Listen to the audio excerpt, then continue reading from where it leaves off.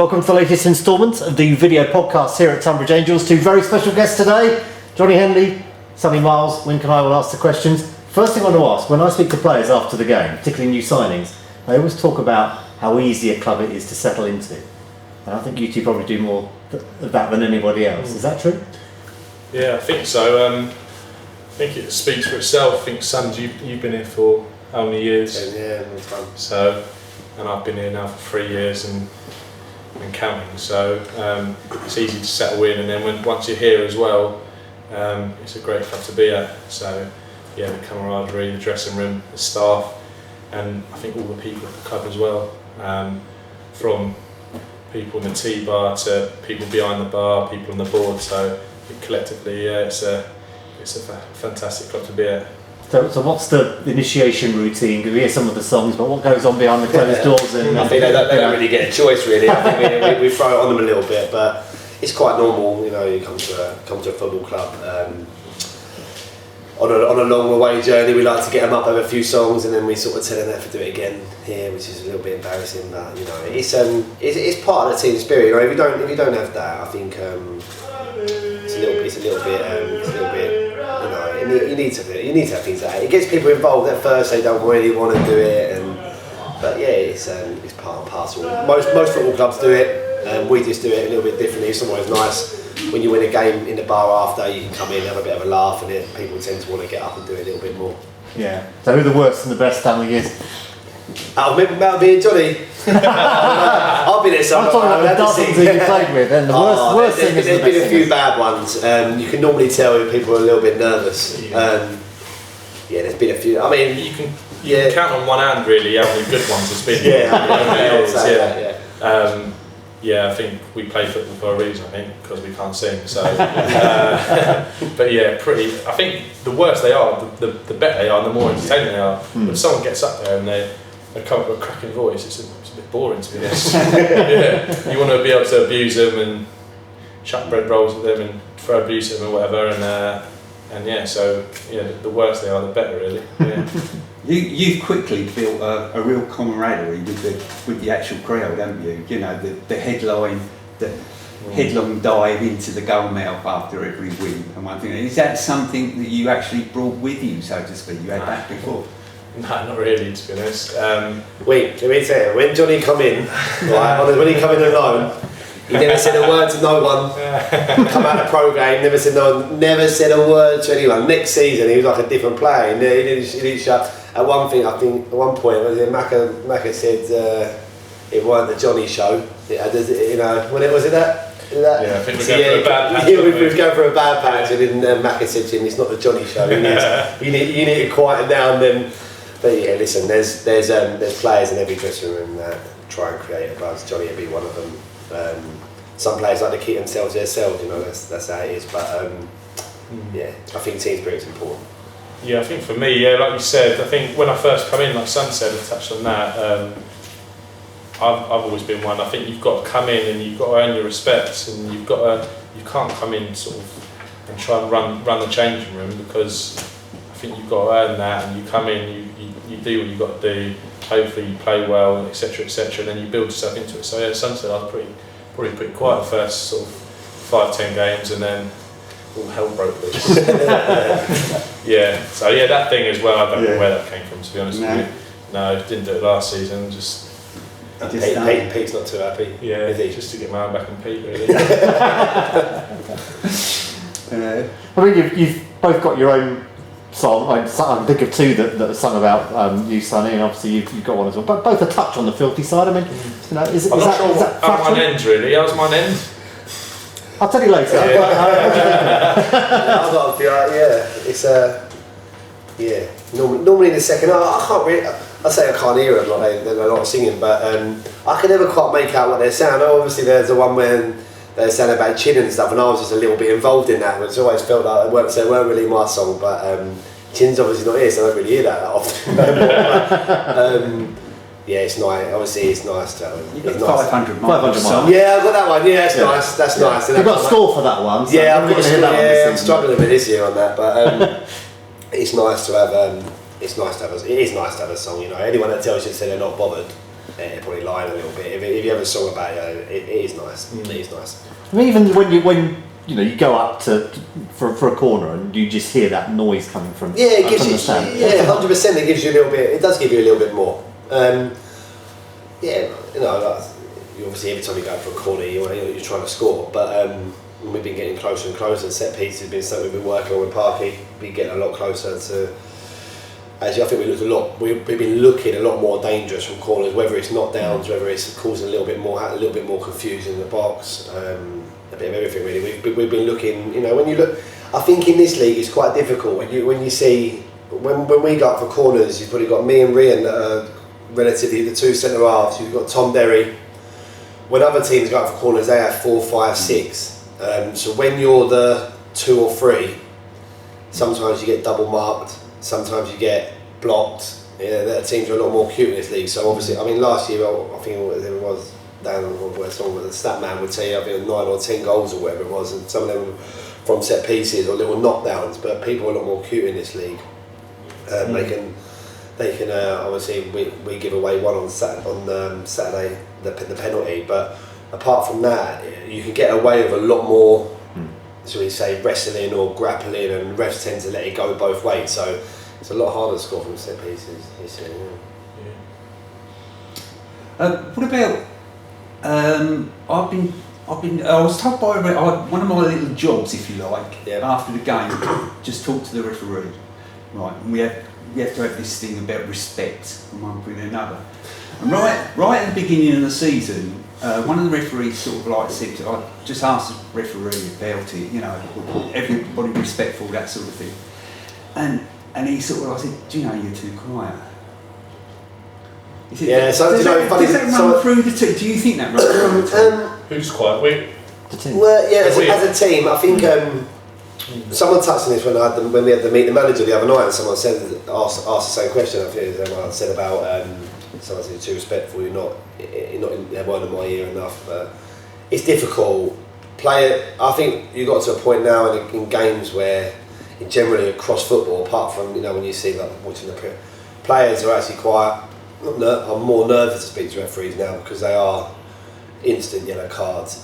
People, you swear at a ref now, you could be sent off. It's normally in a league game. Me and whoever was captain, me and Gaffer go in to see the ref, and they normally say, "You can talk to me." Someone will say, "Don't want to hear from you all game." And if I see any of your players around me, it's a booking. And obviously I'll relay that to the guys, and it is quite difficult. But I also think it's a little bit learning the level.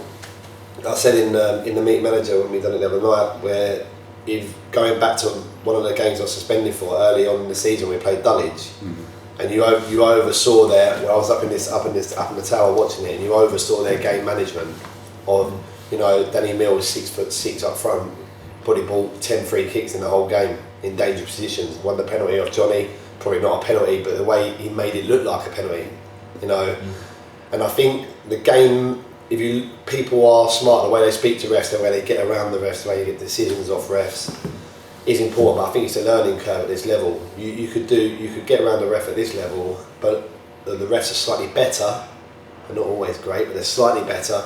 In the Ryman League, if you get around it, you might have a more inexperienced ref that would send you off for doing that. So I think it's I think we are a nice club. I think we haven't got a bad bone in the changing room. There's no one that's really over aggressive, or anything like that. It's just I think it's just learning.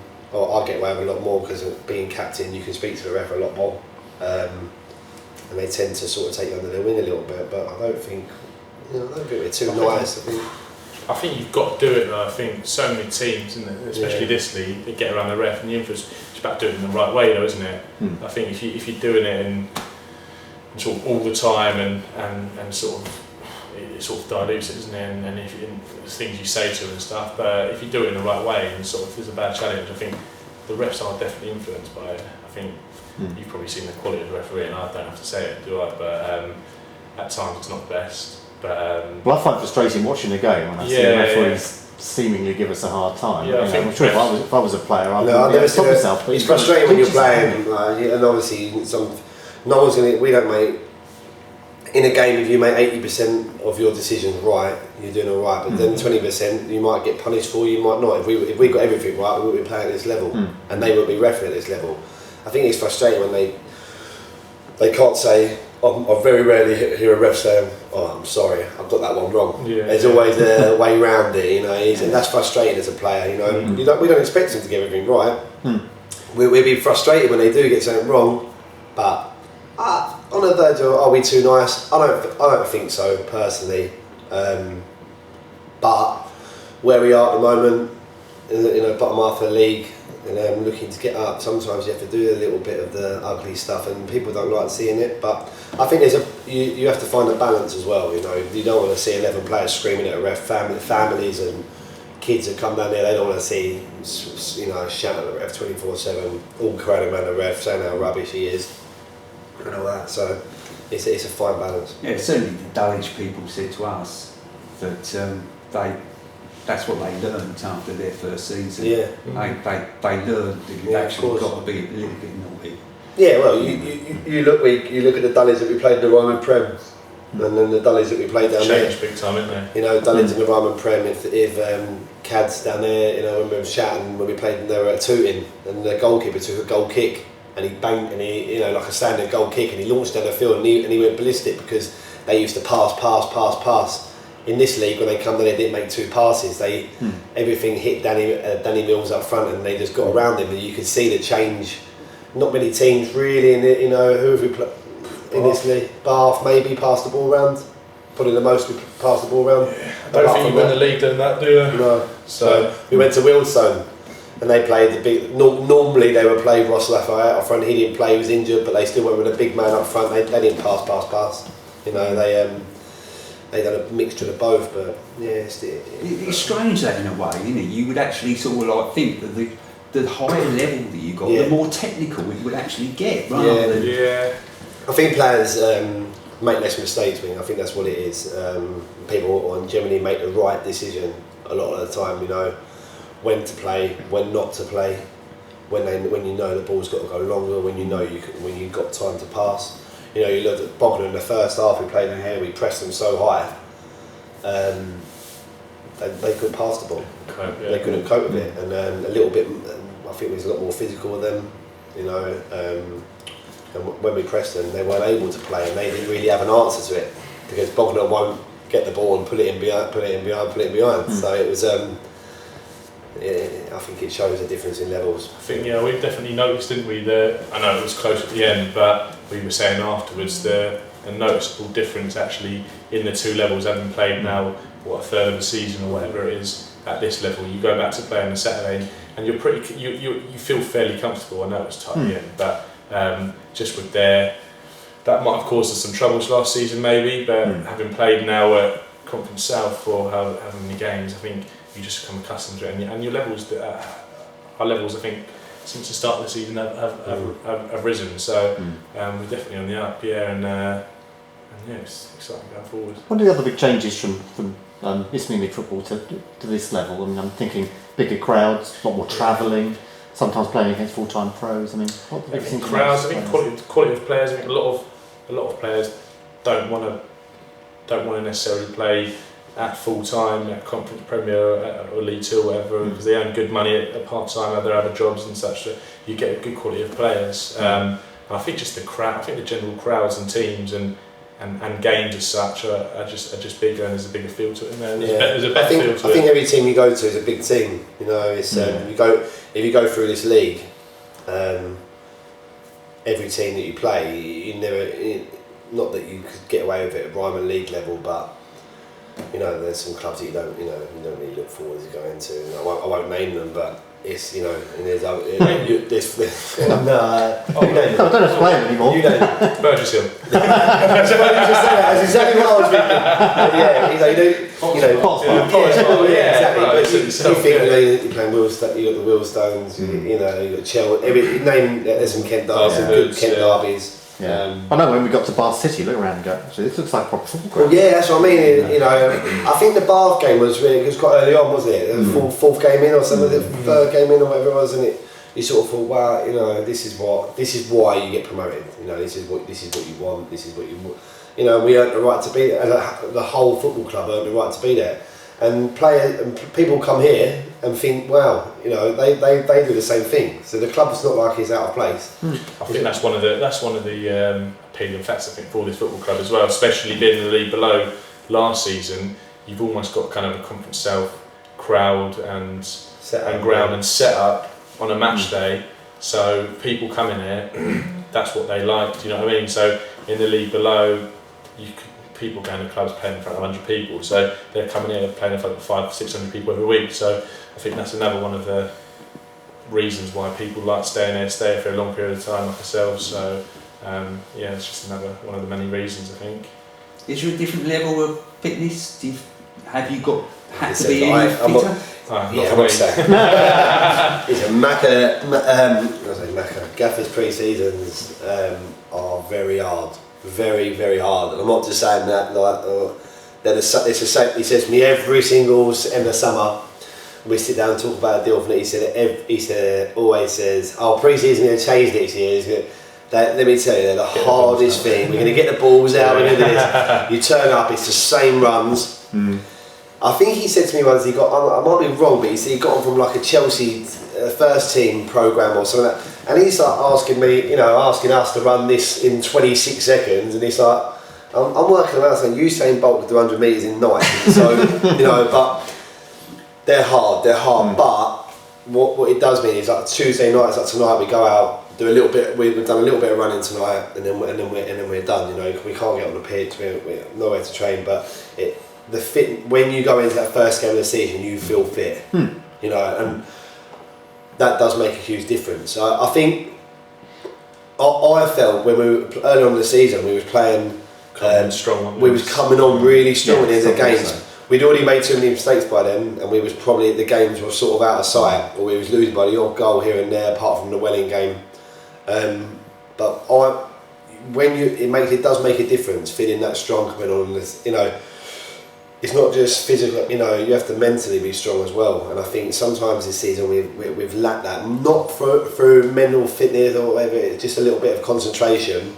But like Saturday, for example, we've played every week now. We play on a heavy pitch. That pitch Pete's done a brilliant job on it, but it was on its way, you know, over that far side. You was losing, your foot was going underground. It was heavy, and we dug in, and there is a difference. I think there is a slight difference. I think it's more sharpness. You know, teams seem to be a lot sharper, don't they? I think when you've got some pretty much full-time sides. You probably, I don't know how many there is, probably 5 to 10 that train at least 3 mornings a week. So there's that side of it as well. Their fitness is obviously going to be arguably better than people that train Tuesday, Thursday, and so on. So I think ours has always been pretty good in it. As you said, Mac has done a good job of us, and whoever does it, and we've always sort of kept it up during the season, done a bit of running here and there. So, but I think coming up here, I think we've shown that we sort of held our own fitness-wise. As Son said at the start of the season, we were coming on really strong, and the game was already done. It was promising to know that, like as the season went on. We make less mistakes. We know that we're gonna, if we stay in the game for 60 minutes, we've got a really good chance of winning the game. So that was always a positive thing for us, and something that would boost our confidence and give us confidence going into games. So. All right, we'll talk more in a moment. Sonny Miles, Johnny Henly, our guest today on the video podcast. It's been an eventful month, so let's see some of the goals.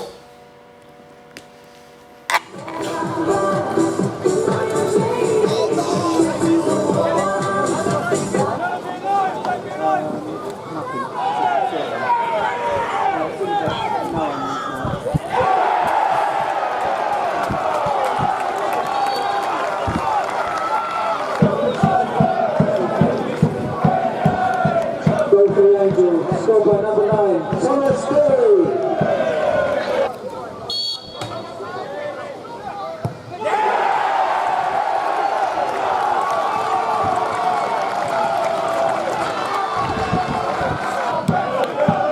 Equalising goal for the Angels, scored by number 8, the Sean Khale. Goal time 56.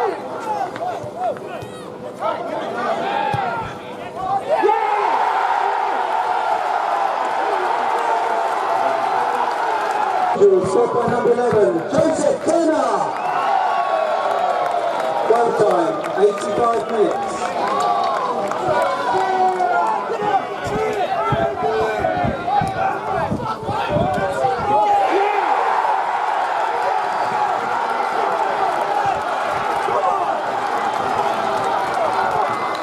Equalising goal for the Angels, scored by number 11, Joseph Turner. Goal time, 90 minutes. And today's man of the match. West Virginia, Blue Ridge Mountains, Shenandoah.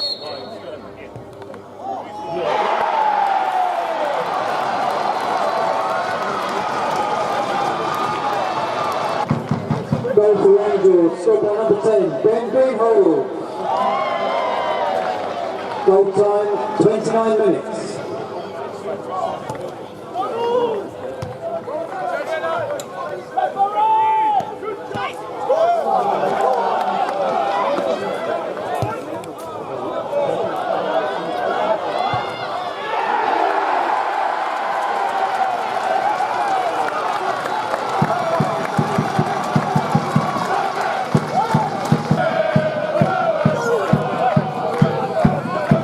Second goal for the Angels, scored by number 11, Costa.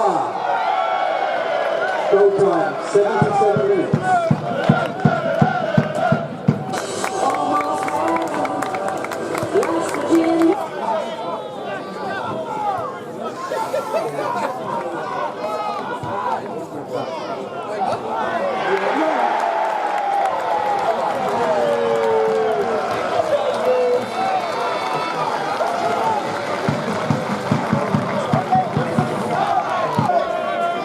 First goal for the Angels, scored by number 11, Joseph Turner. Golden goal time, 44 minutes.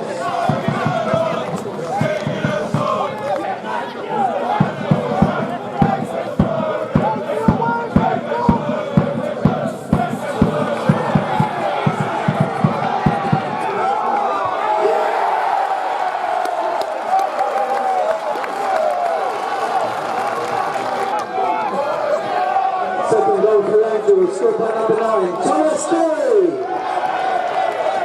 Goal time, 62 minutes. Part 2 of our latest video podcast here at the Angels. Sonny Miles and Johnny Henly are guests for tonight.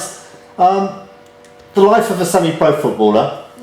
Both got other jobs. Now you both got your own families. How do you fit it all into your lives?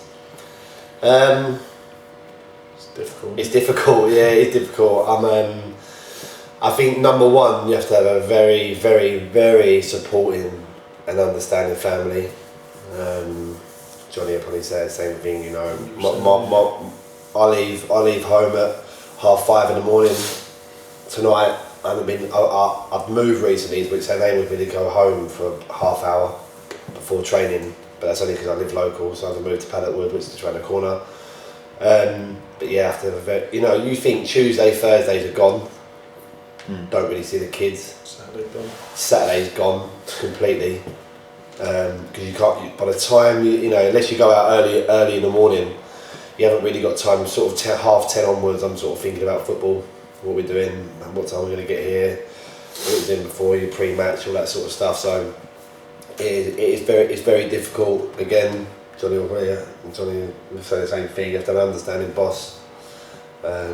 Luckily, I'm sort of run my own sort of thing, so I can sort of arrange things around that. But number one, you have to have a very understanding family. I'm very lucky to have a very understanding wife who takes care of my two beautiful children and sort of lets me off the hook a little bit. But you think you're getting, if you do a night game on a Tuesday night, you're getting in at midnight. You're getting up at 5:30 in the morning to go work. It's difficult, but as highs and lows of football, It's definitely worth it though, and I think it's definitely worth it. Yeah, Where's the sleepless nights coming on? yeah, all right. Yeah. Is it easy? Is it easy? No, it's I not told you easy. it's hard. No, it's hard. Yeah, it's hard, but it's not. It's probably not as hard as I thought. I guess it all depends on the baby. It gets worse. It gets My worse. baby's sort of been good as gold. Yeah, really. He's sort of sleeping all day and then gets up a couple times in the night. So, yeah, as Sonny said, you've got to have an understanding other half, and my missus, she gives me Friday nights sort of don't have to get up, sleep, and so luckily, she's understanding. Well, it's all right. It's actually all right having the night off, but if you can sleep through it. Honestly, wing. I'm very lucky. My wife never woke me up. Never. Not apart from, but when my baby was really young, really young, sort of you get up all the time. You know, not necessarily get up and stay up, but you get up because one, you're worried. You know, you're probably going, and when you're worried, two, you want to wait. You want to make sure everything's all right. You want to support your wife. After about 2 weeks, it was like, you might as well go back to bed. Okay, and from that day, I'm very lucky because it's true. It's true. Now, my wife says. My wife does the kids, and I'm very lucky. You know that she does that. Not everyone's that lucky, so I count my blessings. Yeah. George, don't you come all the way from Reading or somewhere? No, not that far, but just the other side of Surrey, really. Yeah, Oh, so okay. about an hour and a quarter, really, without any traffic. So it's not the easiest for me, but I've got to sort of weigh it up really with the fact I'd rather be travelling an hour and a quarter and sort of enjoying my football, enjoying who I play with, the team, etc., than travelling half an hour and not liking a bit of it. Because you can go to clubs and hate it. I've spoken to people that have been here, gone to other clubs, and they say, "Oh, I hate it. I just don't enjoy it. Don't enjoy the people, the players, etc." So I think for me, that is a big contributing factor, is how much I enjoy it and enjoy the club, and that's why I do it. But it's not easy, and supportive family and a good club definitely helps. And both of you actually got parents who are quite involved in the club, haven't you? Your dad. My dad's chairman now, isn't he? No, my dad just. That's why we're both still here. That's how it works. We were getting both on board, and then that's it. My old man just sort of helps with raising a bit of money for. He's not involved in the club officially, but He's doing a good job with it. Yeah, he just helps with the golf days and bits and pieces on a match day with the 12 man. So just sort of any money he can help raise, I think that's his way. Yeah, he loves it. So he's come to watch me since I was a little boy. So it's about giving a little bit back as well. Yeah. I think the same. Well, my mum's come to watch me ever since I made my debut. Really, she come down. I don't think she doesn't miss many home games. She doesn't miss many away games really. But my grandma, my granddad come, my wife comes, my kids come. My step granddad comes. It brings everyone together, doesn't it? My brothers come down. Dad, everyone comes down. So it's I think from my mum's point of view, she wanted to give a little bit back. Yeah, she's come and watch me, and we get tickets on the game, and she's always coming and watched the club for nothing. So she gives a little bit of time back. She gives a little bit of time back now. So. Good on her. Really. So, how old was you on that programme picture? I don't know, to be honest, Wing. A couple of years ago. I must have been under 12s, 13s, something like that. Yeah, I can't remember. Yeah, I can't really remember. So, did you play all the way through the unders? Yeah, I was playing for Tommy and Victor to begin with, which is like another sort of local club that. They're sort of around the corner. They used to be. Is it Swanmead that was around the back of like where the old B&Q used to be, and where the Aldi is now. And I used to play up, so I used to play a couple of age groups above. And there was a. I played in the top. We used to be a tournament at Tonbridge Juniors. I think they still do it every summer now over in Tonbridge Park. Huge. Yeah, huge tournament. Yeah, is it Football Fiesta, something like that it was called. And I remember there was not a scout, but like someone who'd run the youth set. I think Barry Jeffries was his name, and we played them, and I think we won the tournament. And he said to my dad, he said I wanted to come and play for Tonbridge. And at the time, the coach who I was playing for was my dad's best friend, and he said don't be silly. He'd never go and play for Tonbridge Angels. Blah blah blah blah blah. He said, don't want to play, just wants to enjoy his football. I think within 3 days I'd signed for Tonbridge Angels. So but yeah, and then I was really lucky. I played some really successful age groups, and we won quite a bit. I know it's all about having fun and stuff at that age, but we used to take it quite seriously. Even I can remember games back now on 13, 14, 15. I think that picture in the programme we had won something. I think a shield or some sort. And then I played under Colin Blueden all the way through. We played in some.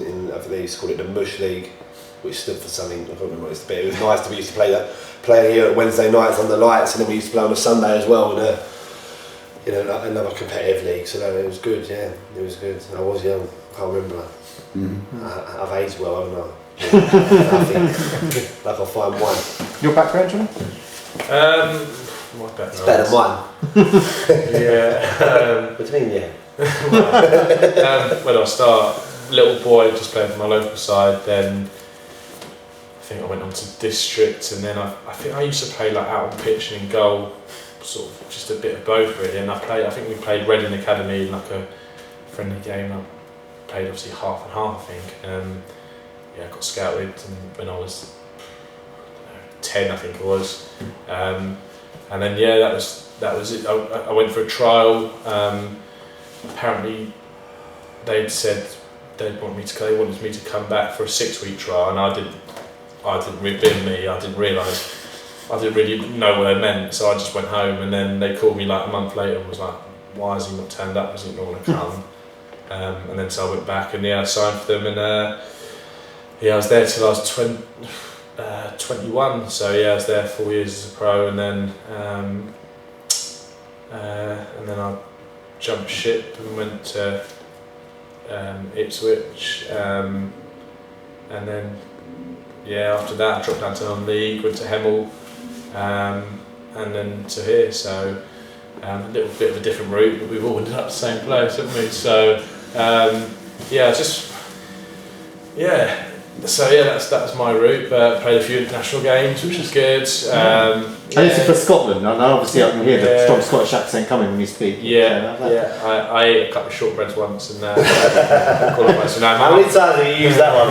I've used that a few times. Yeah, crossed the border twice. So legible. No, I remember actually doing a piece of the programme with you. My mum is Scottish. Yeah, but you were in a Scottish under 21 team where some of them were not barely Scottish at all. They had a Scottish grandmother or something. I think some of them barely Scottish, but I was actually. At least you're half Scottish. Yeah, so my mum's Scottish, and she was pretty proud, I think, but I guess it wasn't good enough for England, so. But it was all good. Yeah, what? I could have told you that. Yeah, I know. Yeah. So it was all good experiences, and playing against some good players, but now I'm enjoying it, what I'm doing now, so it works for me. Going back to this season, quite a few people made a comparison between Brightlingsea last year, when we came back, and saw that as a turning point. Can you visualise the Oxford City game as a similar? It was 2-0 down and come back and drew 2-2.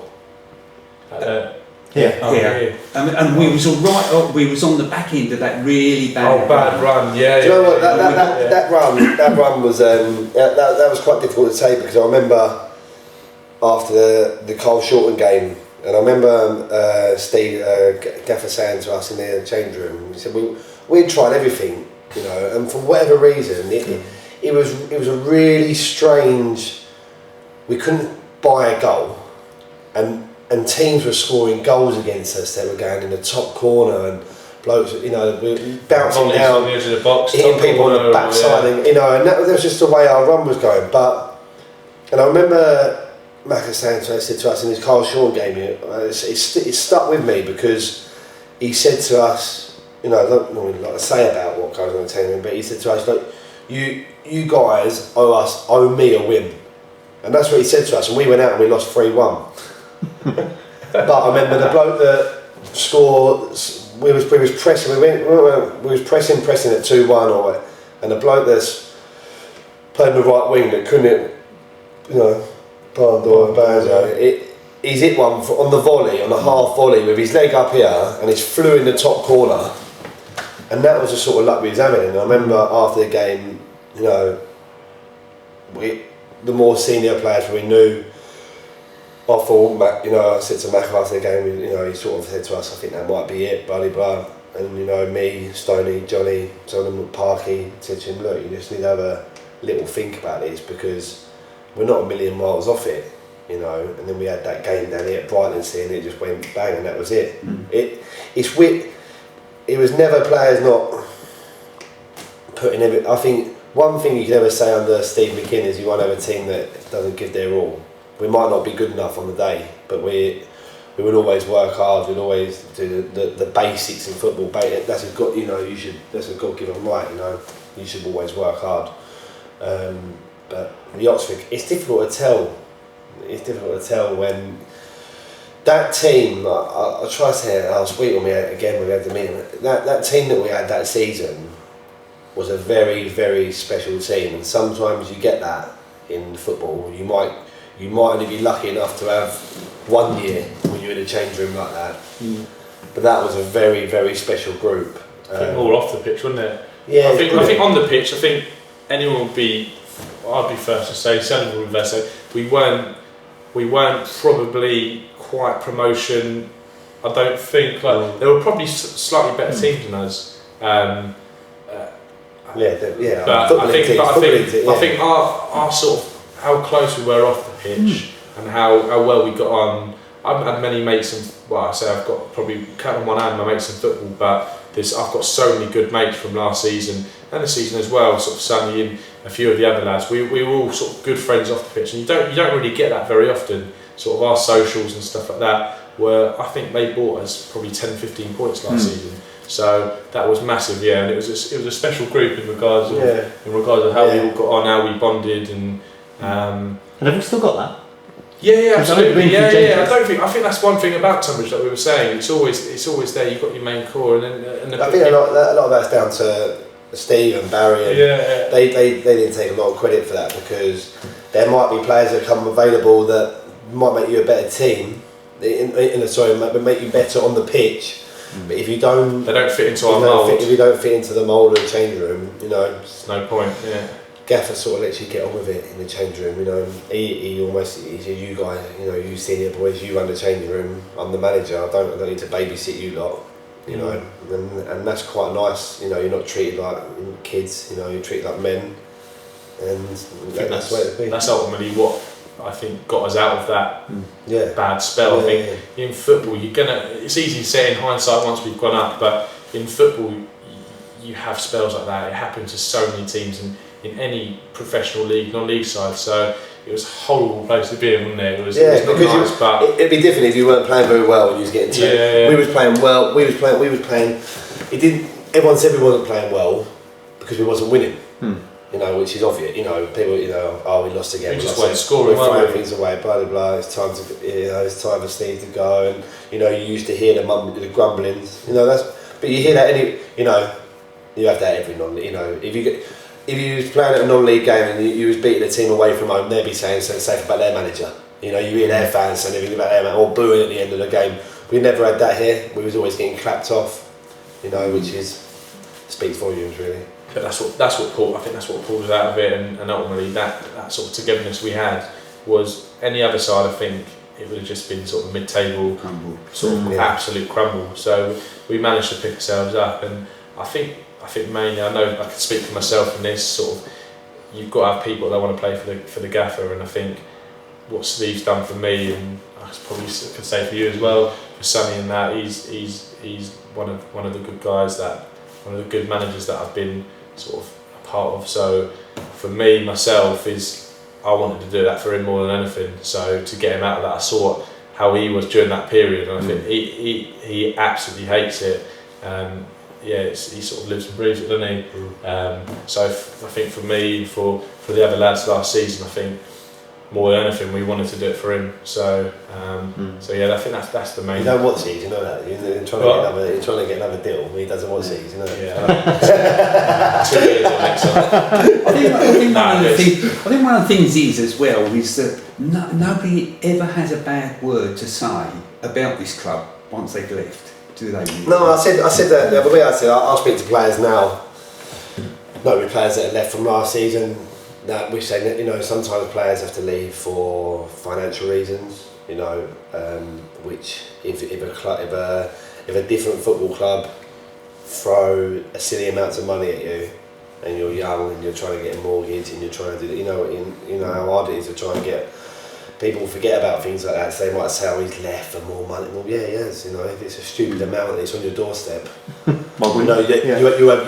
have your missus in your ear roll. If you go there, if somebody is like, well, you can go there and you can buy a house, or you can go there and just really enjoy your football. You know, I think people have to make them decisions.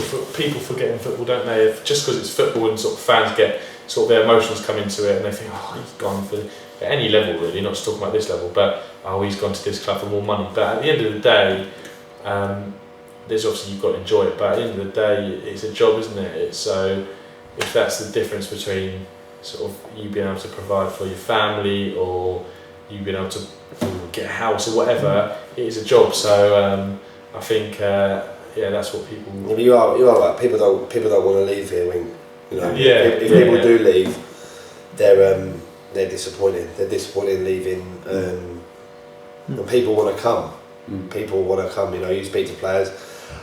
If you spoke to players from around the Kent area, they'd want to come. They'd like to come here. You know, if the situation was right, financial, whatever that is, they'd want to come here. Because it's who won't want to play on that pitch, who want to play in front of the fans, you know, it's one of them. There's been a lot of people that's taken less money to come here, so well, exactly, I think that says a lot. That says a lot for the club, really.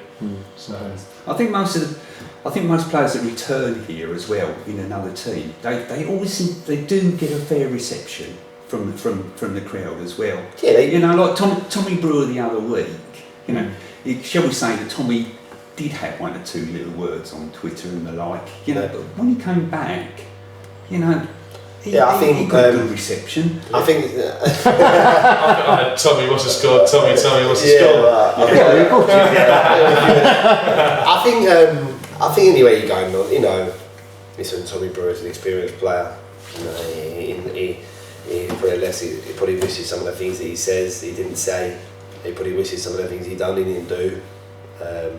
He's another one, you know, I won't say too much about what he said. He's at a club at this level, but it's players don't want to leave. You know, so if you ask Tom the truth, if you ask Tom to tell the truth, he'd be absolutely gutted that he's not here no more. But all players come back. You know, when players come in, they get a little bit. You expect a little bit of stick. Yeah. You expect a little bit of stick, but then. Well, you had to do it once, didn't you? I had to come here. Yeah, I had to come here. Yeah, I got a lot of stick. But yeah, I knew I'd get that. Yeah, I knew I'd get that. Listen, that was at that point. Yeah, I was getting stick when I was going for a meal in Tonbridge. So it was. But yeah, that is what you expect. Yeah. But it was the right move for you at the time, I presume. Yeah, definitely. I mean, I said last week, I don't regret any of it. You know, if that upsets people, then, you know, unfortunately, tough luck, because that's the truth. You know, I left there and I was open last week, and to meet the manager, someone asked me about Maidstone, etc.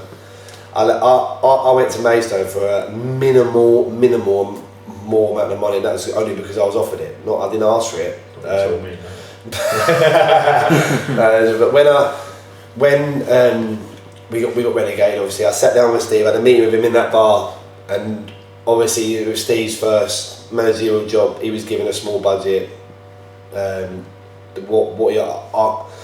If you broke down what he gave me now, what he was going to give me even into an hourly rate, it was below minimum. And I just said I had a little boy.